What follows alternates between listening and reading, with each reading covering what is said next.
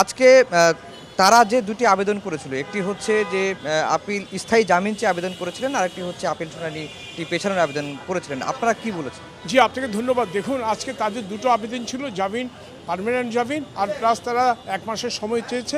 Appeal বিভাগের leave to appeal করবে 18ই March 2024 রায়ের এগেইনস্টে।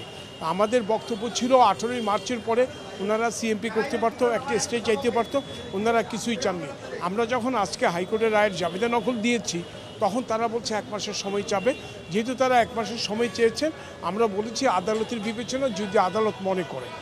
আদালত আগামী 14 আগস্ট পর্যন্ত ওনাকে সময় দিয়েছে। এর মধ্যে আপিল বিভাগের যদি কোনো আদেশ আনতে পারে তো ভালো, আদেশ আনতে না পারলে এটা শুনানি হবে আপিল শুনানির জন্য। আপনি ওনার যে জামিন 14 আগস্ট পর্যন্ত ওনার জামিনে থাকবে।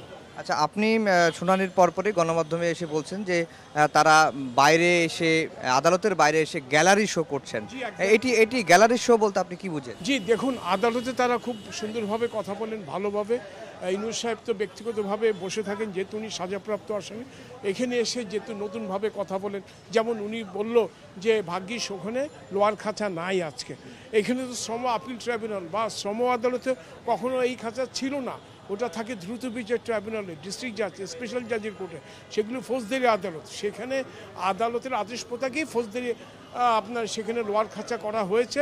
কারণ অনেক সময় খুব যারা দাগি আসামি তারা পালিয়ে যায় আদালত থেকে। আদালতের সেফটি, সিকিউরিটি এবং ন্যায় বিচার নিশ্চিত করার জন্য খাঁচা হয়েছে। ডক্টর ইউনূস এটাকে উপহাস করলেন। ডক্টর ইউনূস আদালতের এই কার্যধারাকে উপহাস করলেন।